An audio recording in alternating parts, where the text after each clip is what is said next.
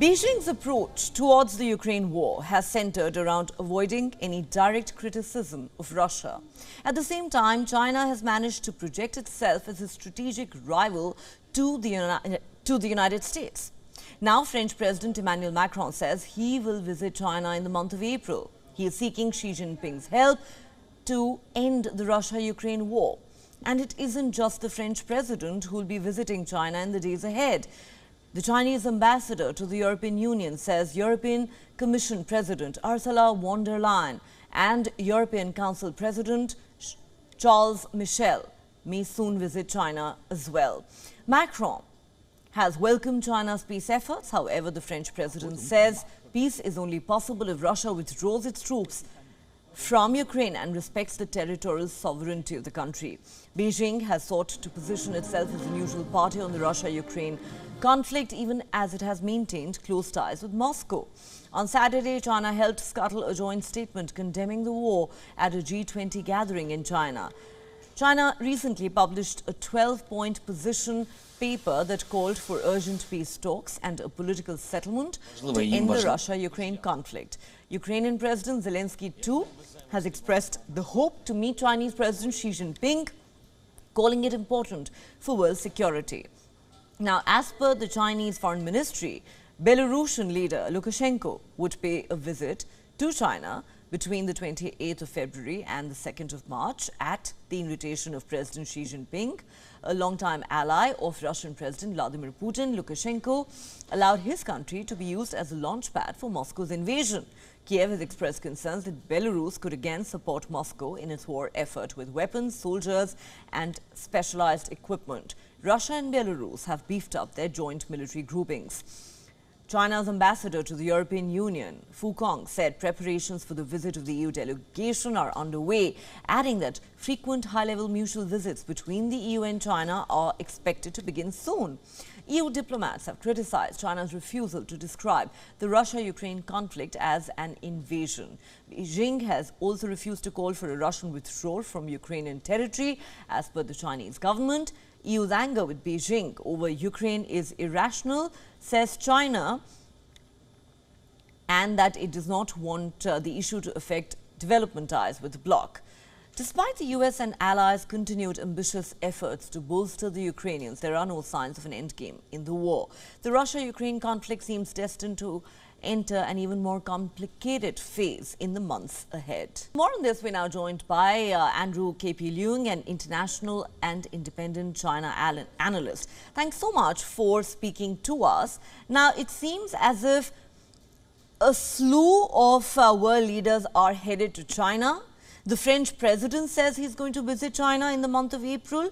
The Ukrainian president, Volodymyr Zelensky, has expressed the hope that perhaps China can broker peace. We are hearing that top leaders from the European Union could be headed to China, and the same goes for the president of Belarus. Therefore, the question is, do you believe China's peace deal plan can really break the Ukraine-Russia deadlock? Has China really emerged as some sort of a peace broker?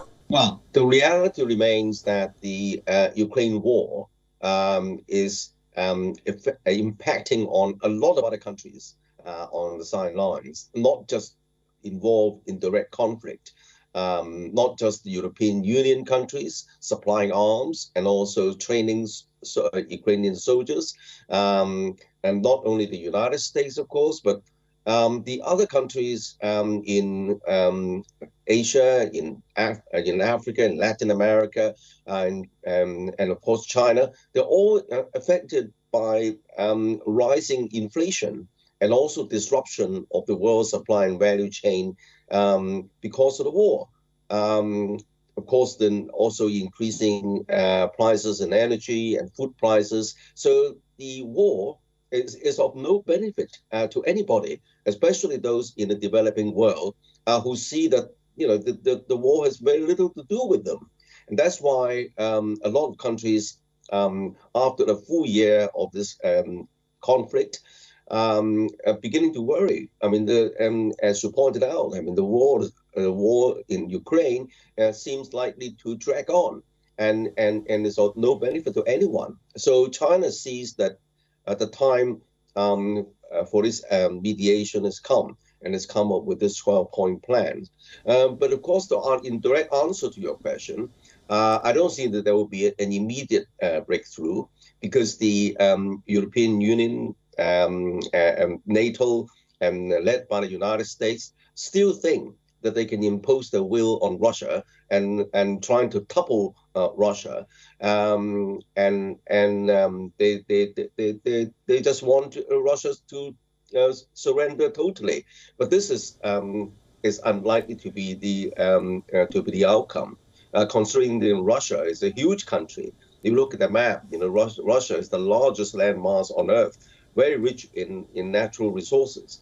And of course, the Russia and China's economy, even before the war, are extremely complementary. And Russia is the world's largest exporter of agricultural products and energy, and China is its biggest customer.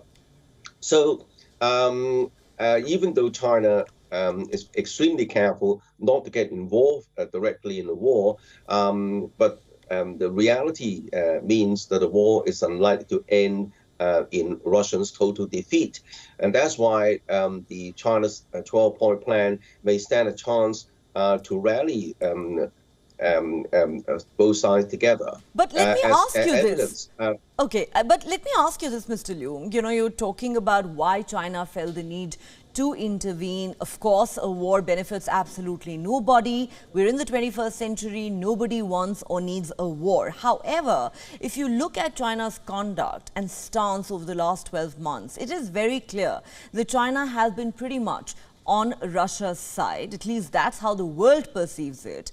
It has strongly opposed sanctions that have been imposed on Moscow. It has consistently either voted with Russia at the United Nations or abstained from all those votes. This is, of course, seen through the prism of China's own rivalry with the United States. Therefore, the question that arises is, what is the reason behind China's sudden charm offensive a year into this war?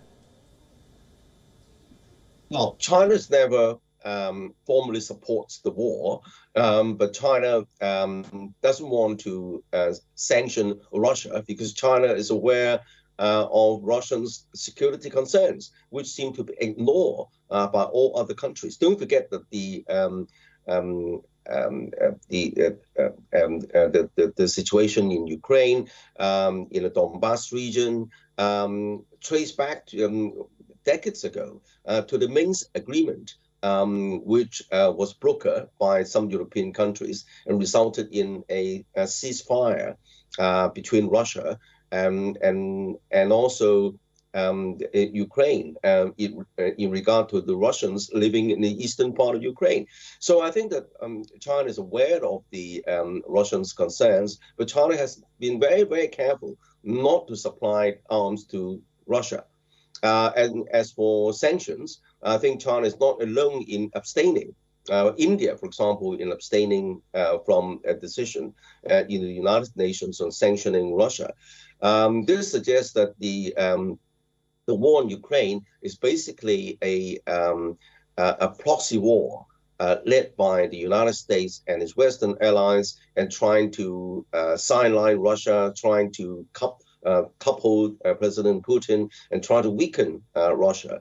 But this is holding the whole world to ransom, and hence China stepping in to try to broker the peace. And of course, then in this situation, China is in a very, very good spot. You can see that a lot of leaders are rallying to explore the support from China to broker a peace. But as I said, I don't necessarily be optimistic that it's going to lead to an immediate breakthrough. But the chances are that could a spark of useful negotiations. All right, you are saying that this is actually a proxy war that is being fought on behalf of the United States. Of course, even as this great rivalry continues, the world is waiting with bated breath for this war to come to an end. Therefore, could this be a beginning and a step in the right direction? We'll have to wait and see. But on that note, Andrew K.P. Leung, thank you for speaking to WION. Thank you.